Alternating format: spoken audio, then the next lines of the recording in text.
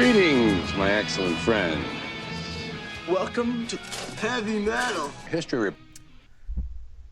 All right, guys. Welcome to this week's episode of the Heavy Metal History Podcast. I'm your host, Dustin. Matt is not here today, as usual. I'm running the interview episodes. Joining me this week, I have two members from the band A Cunning Man. They are a Scottish band. Gentlemen, thank you for doing the podcast. If you could just introduce yourselves and what you do in the band real quick so people know. Yeah, no problem, man. Thanks for having us on. Yeah.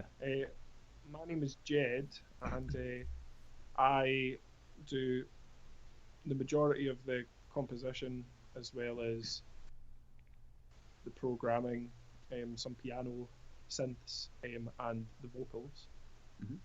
I'm Theo. I play mainly guitar, but I do some additional composition, and I co-wrote the harmonies with Ged.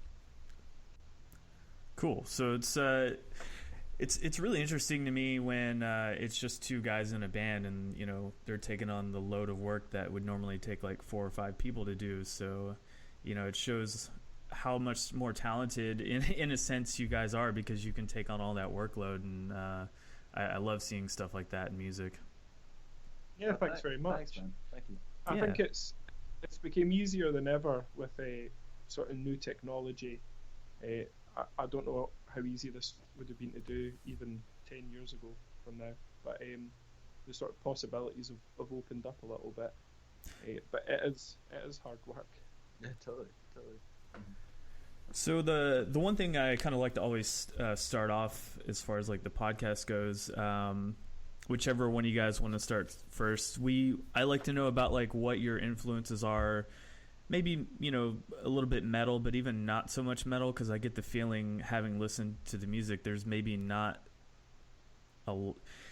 it's definitely metal related, but I feel like there's some non-metal kind of stuff influenced in the music as well too, and I would also like to hear about that. So maybe tell me about like your first metal album that each of you guys got, and then maybe some other like non-metal influences that you guys may have as well. Sure, yeah, of course. So you're right in identifying that there are a lot of influences involved, and we're both pretty widely listened in terms of sort of stuff we listen to on an everyday basis, as well as the stuff that's influenced us musically. Mm-hmm. I'm probably more into metal than Theo is. Yeah. Theo is a jazzer. I don't listen to any metal at all, man. I don't have a first metal album, unfortunately. I can't supply you with that. Okay. Theo is like aware of metal. I'm aware mainly through Ged, actually. But one of the reasons that I brought him on, as well as being a ridiculously competent musician, is all of his influences are so contrasting to mine. There's not really a lot of overlap in what we listen to at all. No. Which is one of the reasons that, as you said, the combination of the two creates something which has elements of metal, but then elements of lots of other things as well. But yeah, I can tell you about my first metal album, no problem. When I was a teenager, I bought a greatest hits from Dio, Ronnie James Dio. Yeah. And that was one of my first exposures to sort of like classic heavy metal. And I loved it, but I didn't know where to go further with it, because the internet wasn't quite in full swing yet, and it wasn't as easy to find similar stuff. And probably the biggest turning point for me was hearing the album Brave New World by Iron Maiden. Mm-hmm. And for me, it was like a total eureka moment, basically realizing that this is the sort of music that I'd been looking for and wanting to listen to. And I was just like completely obsessed with that album, listened to it constantly, and it's still a really big influence on me to this day, to be honest. So Theo, I'm really curious to hear what your influences are, even if they're not metal. I know this show, that's kind of what we do, but everybody here that is involved with the podcast, like we also listen to like tons of non-metal stuff. So I love hearing about like the non-metal side of things too. So I'd love to hear what your kind of influences were. Okay. Well, like Ged said, I'm more into like jazz stuff, modern jazz. Mm-hmm. A lot of guitarists have influenced my playing style. like Bill Frisell is a massive influence on me, as well as another guitarist called Jacob Bro, who's lesser known, but it's jazz, but it's got more of a kind of atmospheric tinge to it. So it's more like a cloud-like kind of jazz, more than kind of straight ahead, I guess you could call it.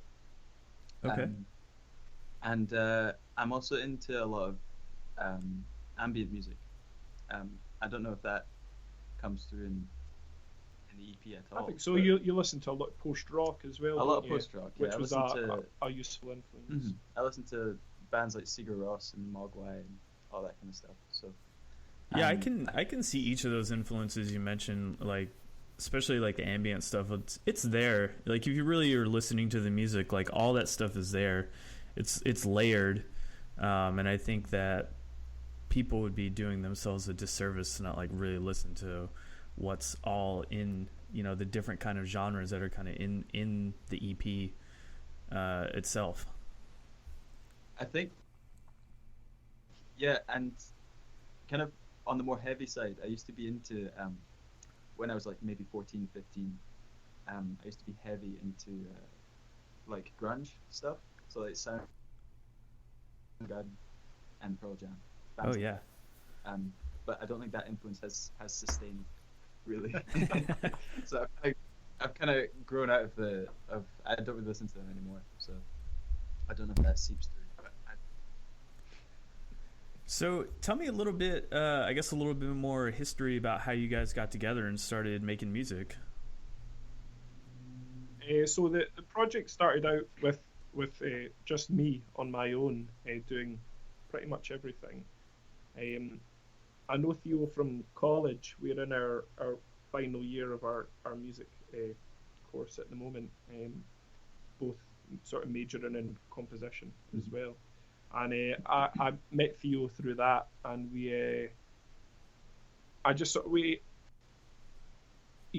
he joined firstly as almost as a session player, as like a guest, to help me out, bring some more interesting aspects to the guitar. And we just found that things worked really well, and so I invited him to join the project. I never had any intentions really of ever keeping it as a one-man project. It was just kind of born that way out of necessity, and I think probably as we continue on, the lineup will continue to expand. We're sort of discussing taking things live and the logistical nightmare that's going to be at the moment, which will involve inviting in some other players as well, I think. So you said that it started as a one-man thing out of kind of necessity. Is that due to kind of people not really sharing your vision, or just not a whole lot of musicians that are into metal in Scotland? Like, why was that the necessity? I think in terms of musicians that would be up to the task, we're in pretty good company actually. We're kind of surrounded with them, especially at the college that we attend. way more qualified than me. Yeah, there's some proper sort of metal heads there, and I think sort of because metal, especially sort of the progressive metal, has a high level of musical proficiency. Yeah. You tend to find that there's a more sort of concentrated interest in it amongst musicians. So getting people on board that will be able to play the stuff isn't a problem, and I don't consider myself particularly sort of controlling in terms of the vision of it either. I'm happy to collaborate. I think the best stuff comes out of sort of compromise and collaboration. I'm quite new to songwriting though. I've only been doing it for a couple of years, so I just kind of wanted to cut my chops a little bit on doing some stuff myself before I started bringing other people in, I think. So with how long have you guys been at this school actually? Now that I think about it, that's pretty interesting, because if I'm equating like in terms of like musicians that have gone to schools, the one band that comes right to my mind is Animals as Leaders, and Tosin. He was at Berkeley for a little bit, if I'm not mistaken, or no, I forget the name of the school he went to, but is it Juilliard? Maybe that's the other big one, isn't it? Yeah, Juilliard School of Music. I think that's where like Jordan Rudess from Dream Theater went. So like being in that kind of environment, how does it like help you with the creativity? Because I'm sure like if you're saying like there's all these awesome musicians around you, I got to imagine it's just like kind of overwhelming sometimes. So I mean, the college we go to is good. I don't know if it's comparable to Berkeley though in terms of quality. But yeah, there's such a wide range of styles that people play. So I think like it's a huge hodgepodge of like there's funk, there's jazz, there's people more into pop and metal and everything. So yeah, being surrounded by all these different influences, I think as well helps you with your sort of the quality and the wideness of your listening as well. Yeah, totally. And how long have each of you guys been playing like each instrument that you kind of delve into? I know you play like multiple things, but as far as like, let's just say guitar, for instance, like how long have each of you guys been playing guitar? I've been playing guitar since I was like maybe 12, so that's been 10 years. Okay. 10 years. Yeah. Yeah, similar amount of time for me with vocals. I joined my first band when I was 18, and I'm 31 now. So yeah, around about 13 years in terms of vocals for me. Okay. So what sparked each of your guys' interest in kind of like doing each of those things? Like Theo, for you, guitars, and then Ged, you, the vocals. Like what sparked each of your interest into it? For me, there was a sole reason, and that was Hendrix. Like seeing Hendrix play live was like a massive influence. And I bought like a guitar that looks exactly like his, and I was just obsessed with Hendrix. So it was kind of just seeing Hendrix and realizing what you could do with the guitar, like where you could take it, was really inspiring for me. Vocal wise, there was a few. When I started out in my first band, it was entirely screamed vocals, and so I was really inspired by Dark Tranquillity and like early Arch Enemy stuff. I thought was really good, and but I began to feel the limitations of just being able to scream and wanted to learn to sing. And for the most part, I'm self-taught, and it was just kind of a desire to be able to improve the quality of the vocals, which sort of led me down this path. Yeah, I think that's one thing in metal specifically that people kind of get bunched up about is when like singing starts to creep in, you know, whereas not like your band, for instance, but like, you know, when there's a band that's like predominantly screaming and then all of a sudden they start putting in a little singing and some choruses, and it gets more and more over the years. I don't understand why people are so adverse to it, because if it's done right, it can add so much more to not just a song but a band too, you know? Yeah, I definitely agree. I think we struggle to wrap our head around the problem with clean singing or however it tends to be referred to within metal. Yeah, I mean, I think for me the most important thing in metal is a contrast. So you know, you've got real heavy brutality, and then there can also be sort of a beauty, and it's about balancing the two. That's for me when metal is at its best. And so I think singing is really useful to do that. But I've definitely experienced the sort of stuff you're talking about, where people can be quite close-minded to anything that isn't like a harsh vocal. Yeah, I know for me specifically, like, because I'm really into like that funeral doom sound where like, you know, you have the very beautiful like female vocals, and then it just shifts right into like these deep death growls, but like it's so kind of dissonantly harmonious in how it works, you know? Yeah, absolutely. It's that just comes back to that contrast, and I think there are a lot of bands that have been doing it for a long time now. So you would think it would be a more well established idea, but people are still struggling with it. Yeah. So, what is the music scene like in Scotland? You know, I don't really hear about like a ton of bands coming from there. Like even off the top of my head, I can only name like one or two. But what is kind of like the scene like there? It's a weird one really, because things like, you know, the climate and the temperature and stuff like that are similar to that of Scandinavia in some senses, Mm-hmm. and cold weather seems to really bring out the best in metal, I think. But the same thing hasn't really happened in Scotland. Yeah. There are sort of a few interesting extreme metal bands doing stuff off the top of my head. There's Falloch, and there's Saur, and there's Nokan Tursa. Those are probably the three biggest sort of sort of extreme metal bands doing stuff in Scotland at the moment. Mm-hmm. In terms of a local scene, we're kind of detached from it, aren't we? I don't even know how much of a... No, man, I have no idea. But I think if we're talking between the two major cities in Scotland, between Edinburgh and Glasgow, there's such a huge difference. Mm-hmm. Glasgow seems to be the place to be for a lot of musicians, because the scene is it's less sparse than in Edinburgh. Mm-hmm. I think that's the fault of, I don't know if there's no one in particular, but I think the council is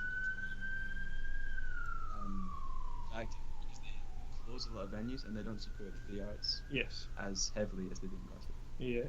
In terms of touring bands coming to visit Scotland, about 90% will go to Glasgow instead of Edinburgh, because it has the venues and it has the music scene, and Edinburgh's has kind of been neutered through council intervention, really. Yeah, I've kind of noticed that, like seeing the tours that, like, they start in England and make their way up there, and then they don't go past Glasgow half the time. It's kind of unfortunate, because why? I kind of have the same problem where I'm living at now. Like, nobody wants to help kind of make a local scene, whether it's metal or any other kind of music, thrive here. It's like everybody wants to shut down venues left and right, and it's just like, well, what are we supposed to do here? Because I live like 2 hours away from any main city, and you got to pick and choose shows at that point. But it's weird how like the cities kind of want to take control of that stuff and not really foster like a music scene in some places. Yeah, I think it's really sad, actually. But it's a similar situation here, so it's interesting to see it mirrored elsewhere. But yeah, I think it's just focuses shift, don't they? And sometimes focuses on the art and cultural stuff is there, and sometimes it isn't. And I suppose at the moment we're sort of in a place where there's people are more interested in other things. So Theo, you mentioned Jimi Hendrix as like a influence in your guitar playing and stuff, that kind of made you want to start playing. When you started playing, how did that kind of evolve from there? Like once you kind of got into Hendrix, like who were the other guys you started listening to or like found out about that you were just like blown away by? Well, I think as an extension of Hendrix, there's Mike McCready of Pearl Jam, was a massive influence on my playing. I think the first time I heard his solo on the song Alive, that was a big turning point for me, and that was the first solo that I think I learned like start to finish, and I just played over and over and over. As like evolving from that, it's been a kind of quick evolution into more kind of jazzy territory with more interesting chord progressions and more improvisation, actually. Mm-hmm. So learning to improvise more, because I find that like the most exciting part of music for me. Anyway, it always has been. It's just to improvise. So yeah, it's kind of just improvised music just now, and that's kind of how we work creatively as well. We can kind of improvise and feed off each other. It's kind of an improvisatory fashion. I apologize if you guys are hearing those sirens, by the way. Yeah, it's no problem. I live like right near a hospital, so on a bad day, like I hear them all day. On a good day, I hear them like 2 or 3 times a day. So it must be bad right now. It's good I can edit all that stuff out, though.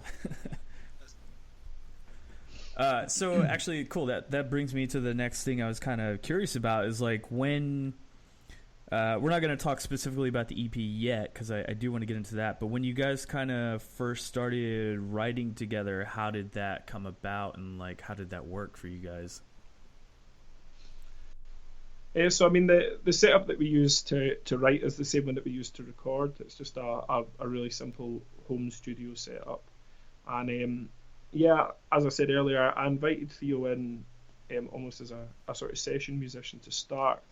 I needed someone who would be able to listen to my ideas and be able to instantly understand what I was doing with them. Mm-hmm. And Theo has an incredibly well-trained musical ear in terms of like critical listening and oral perception. He's able to identify individual notes in a 4-note chord or whatever, without me having to explain to him what batshit insane things I've written. So that was the main reason I brought him on in the first place. Yeah. And it's just kind of went from there. We're working on the third EP at the moment, and our process is very much the same as it was for the first EP, just hashing out ideas. Yeah, and Ged you supply the backbone, which is kind of the chord sequence and all the other instrumentation, and I just have to layer the guitar on top in some way. Yeah, I guess, and we kind of just come up with ideas that way.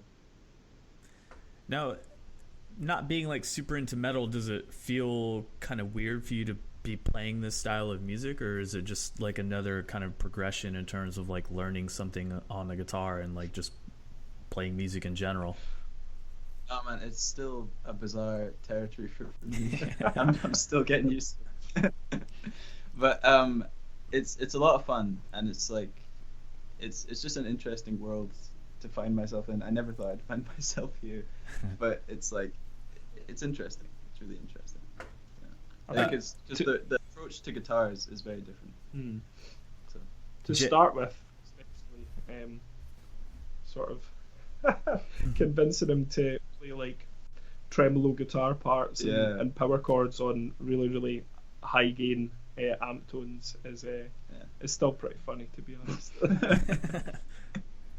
Yeah, I was wondering, Ged, have you ever shown him the Meshuggah song "Bleed"? That's probably like one of the craziest technical, like just how fast it is, like speed wise. I think from a guitar standpoint, you would have to appreciate like how crazy that song is. Technical prowess. I think you've shown me. Every time he comes over to track guitars, we tend to spend about 50% of the time looking at and listening to music. So and memes. But you're definitely aware of Meshuggah, aren't you? Yeah. I think although Theo hasn't played a huge amount of metal, you're still really aware of it. Semi clued up. Yeah, that's cool. I mean, it's kind of hard not to be, especially if you're playing music. Like you have to be aware of like all the different genres and styles there are. So it's really cool and like good when you meet and hear somebody that's like a lot more open-minded, even though that's not necessarily like their thing. Because like kind of like we were talking about earlier with the singing, a lot of, I guess, more classically trained guitar players aren't just, they're gonna write off heavy metal like pretty quickly. Yeah, I think it depends, doesn't it? I think we've definitely encountered some people, especially classically trained, as an interesting turn of phrase to use. Because I think we could probably agree with you on that. But I think once you start getting up to proper sort of professional musicians, a lot of that tends to drop away, and I think most of them are pretty much accepting of anything that you're going to throw at them.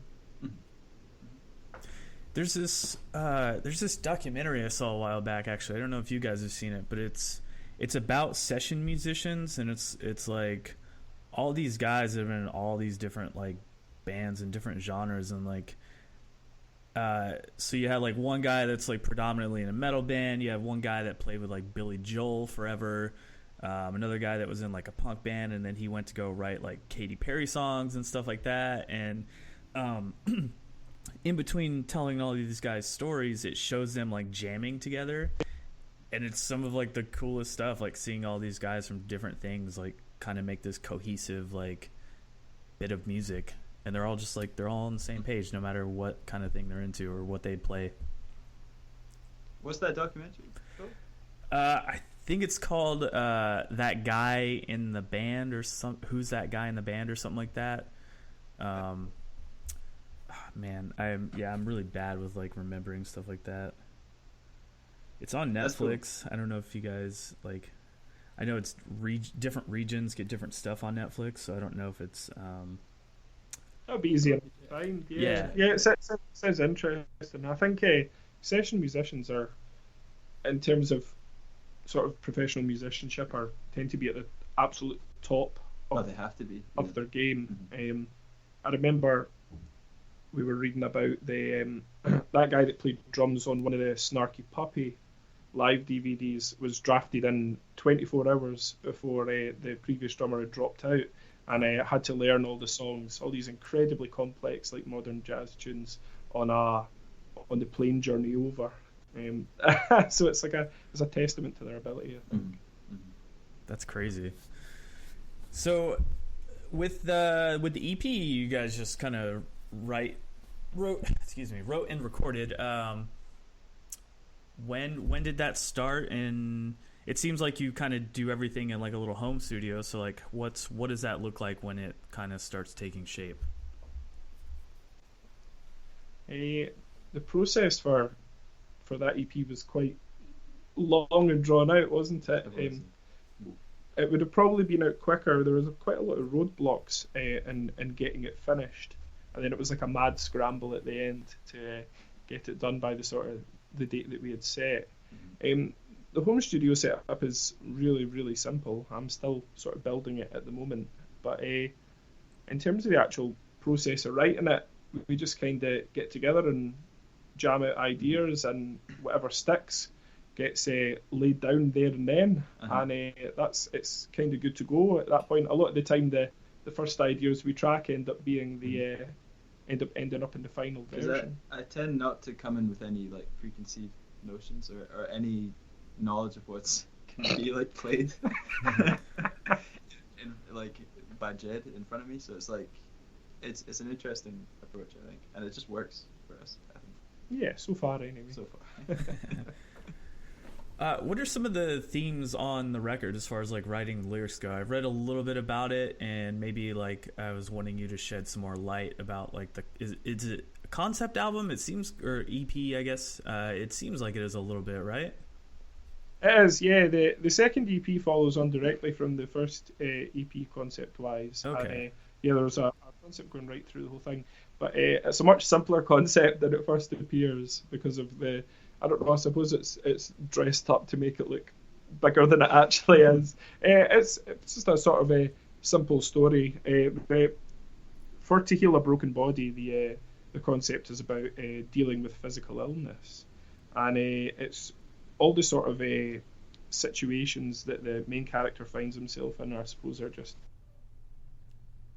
metaphors or allegories for real things that people go through every day. So try to strike that balance of making it relatable, but also making it interesting. And so it's got this sort of high fantasy, sort of H.P. Lovecraft almost sort of thing that it's dressed up in. But in reality, the sort of lyrics in the story are quite simple and grounded. So how long does it take you guys typically to record everything? Like, I mean, I guess the EP, it's probably pretty quick, but I don't know, you said you guys had a bunch of roadblocks too, so I'd be interested to hear like kind of what set that back too. There was a big issue with, it was the guitar. No, it was grounding issue on the guitar. That was a massive the thing. Bad electricity. That took up a lot. I've just moved house in sort of the last 4 or 5 months, and it sounds really stupid, but the electricity is really bad. And Theo plays a single coil guitar, and those are notorious for picking up electromagnetic interference. Oh no! I think we spent how long did we spend trying to troubleshoot the problem? Too long. It took forever. Yeah. But one of the other really big roadblocks was I had a really severe bout of tonsillitis, and that prevented me from recording the vocals for months and months and months. And another one, I got tendinitis in my left wrist, so He did. We were in a sling. We were for some falling of that. apart, man. It was So yeah, just all the sort of bad luck, I suppose, just Yeah. built up at the same time. So from start to finish, that EP took about a year Yeah. in total to sort of write, record, engineer, produce, and release. But it could have probably been comfortably done in about somewhere between 6 and 9 months without all the horrible problems. Gosh, I mean, it's got to feel good though when you get to the end of it and it's out there and you're like, "Ooh, man!" After all this hard work and all these setbacks, like here it is, it's done, it's ready, and you put it out there for people to hear. That's why I was like, I got the email and I was like, "Oh, what is this?" Like, we get these from time to time. And, I always check everything out, so I was just like very taken aback and not prepared for what I was going to listen to, and seeing and hearing like all the hard work that goes into every album when I talk to these people, guys in bands, it's just like it's got to feel good on your end, just to get it out there. It was, yeah. Massively. It's been satisfying, Yeah. especially because, as I mentioned, the last sort of 2 months of the recording process were really chaotic and an absolute mad rush to get everything ready to go. And so yeah, I think there was a palpable feeling of relief once it was done. But I got the creative juices. It does, yeah. I think we both work pretty well under pressure, Yeah. or we like to think we do anyway. So you said you guys are starting to work on like a third EP now too? We are, yeah. Kind of beginning third- stages, I guess. Yeah, totally. It's nowhere near as far along as it needs to be. This EP is my my honours project for uni, so I need to get cracking. Yeah. But it's going okay so far, isn't it? We've I think got so.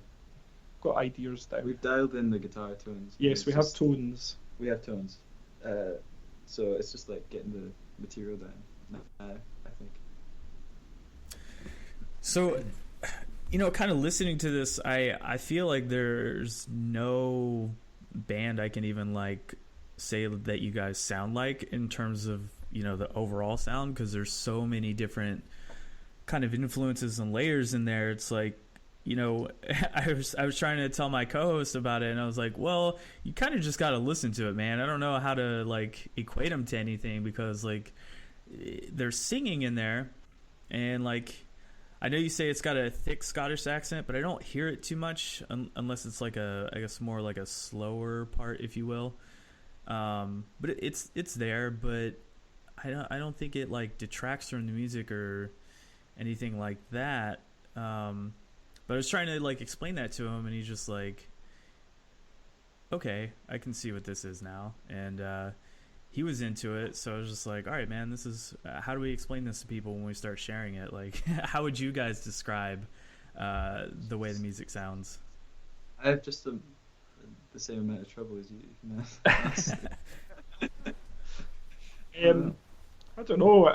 The angle for this one has been like progressive metal with elements of modern classical, jazz, and post rock, Okay. and that's sort of the way I've been explaining. In terms of comparing it, the most common comparison so far has been Arcturus, and Borknagar. I don't know Okay. if that's how you pronounce that. That one seems to come up every now and then. So like these sort of Norwegian sort of like progressive black metal bands, but in reality it probably doesn't sound that much like any of those either.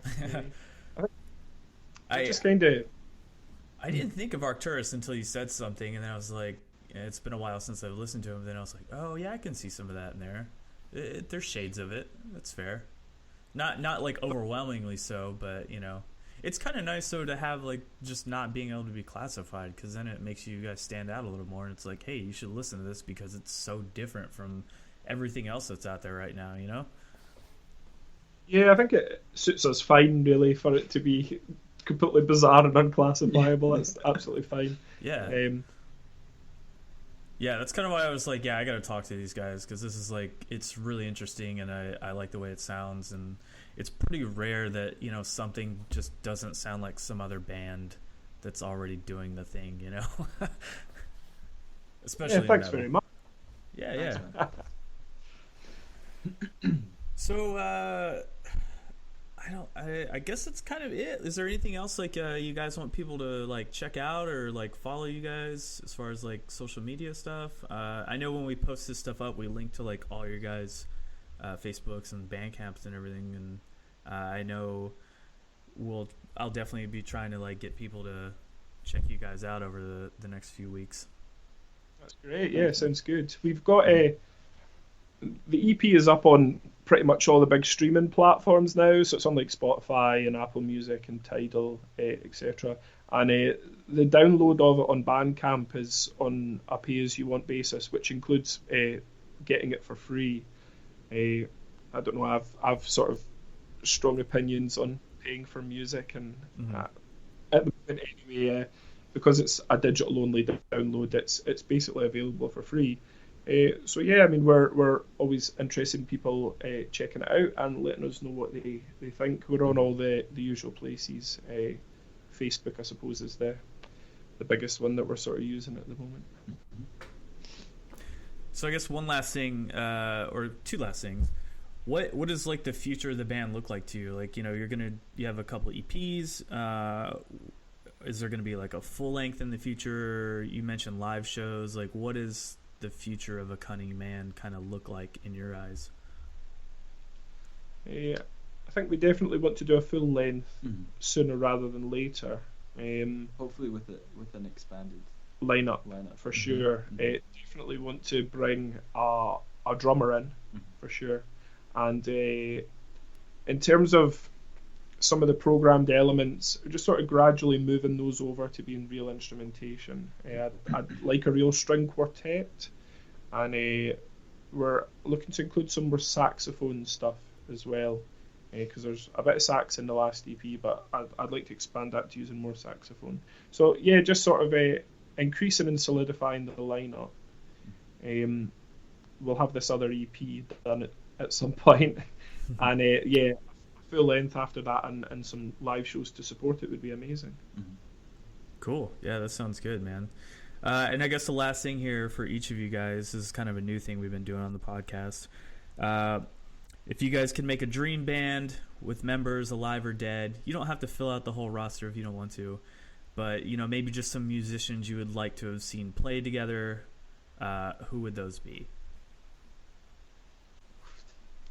Jed, you go first. Yeah, you go first. You need some time to think. Oh, all right, that's good. Okay. I'm sure I've thought about this before. In terms of vocals, it would probably have to be Tom England from Evergrey. Although I really like Russell Allen from Symphony X as well. Probably one of the two of those. Okay. Guitar wise, I think the Amott brothers from Arch Enemy. I think you've got to have both of them. You can't just have one of them; it doesn't work. Yeah, I agree. The dueling leads and the absolutely amazing solos. A keyboard player or a piano player. Should I name it? Should I name one? How many metal keyboard players do you know? Exactly 0. I'm not sure who I would go with for the keyboards. Maybe do like the only one that's coming to my mind is Lexi from Jesus, I don't know why I'm blanking on his name, the band's name. Children of Bodom. Yeah, that's an option. He's all right. There's a few. Have you ever heard Eternal Tears of Sorrow? They were sort of like a sort of Finnish Bodom-y sounding band. Yes. Maybe the keyboarder from Eternal Tears of Sorrow, and drummer. It's got to be Peter Wildur from Darkane. I think he's probably one of the best metal drummers on the go at the moment. Need a bass player. Can't forget about the bass player. The obvious one is Steve Harris, but you can't just like take Steve Harris and put him in like this weird sort of progressive metal band. I'll pass on the bassist. Okay, that's cool. That's some good members there. Yeah. It would sound really weird. I think. I'm not sure it would work. That's the fun of it. Okay. For guitar, I'd go for Larry Carlton, I think. Of Steely Dan. Oh, Steely Dan. Okay. Oh hell yeah, man! He's an amazing guitarist. And then for drums, I think one of my favorite drummers with like my favorite feel is Jimmy Chamberlain of the Smashing Pumpkins. Right. Okay. He's jazz trained, but he's got chops. That's like, cool. He's amazing. For bass, maybe Jaco Pastorius. It's a bit of a boring answer, but he's like fretless bassist. Really famous guy. Yeah, bass is always the hard one. It is, yeah. I just loved it. Jaco's like unto himself. He's just his own style, which is fantastic. And for keys, I'd maybe pick Bill Evans, just because I love his chord voicings. He's another jazz guy. Shocker. For singer's a tricky one. Could you put a singer over the top of all of that? I think Probably not. be far too much. I don't know, man. I might have to pass on singer. Hey, that's fine. That works too. That's a good one. Yeah, I love doing that because it's interesting seeing what people pick, and sometimes you get put on the spot, and it's fun. I don't know. It's a fun way to kind of end it. So, Cool. Thank you guys for taking the time to do this. I appreciate it a whole lot. I'm gonna make sure people start fucking checking you guys out, and I think I got like 2 episodes ahead of your guys, so it'll be like 2 weeks from now, I believe I'll post it. Sounds good, man. Sounds good. Thanks very much. Cool. Yeah, thank you. Well, Ged and Theo, thank you very much. Guys, go check out A Cunning Man once you listen to this, even though I'll be posting about it before you listen to this. So thanks, guys, for doing the podcast. Cheers, man. Thanks Thank you. for having us. Thank you.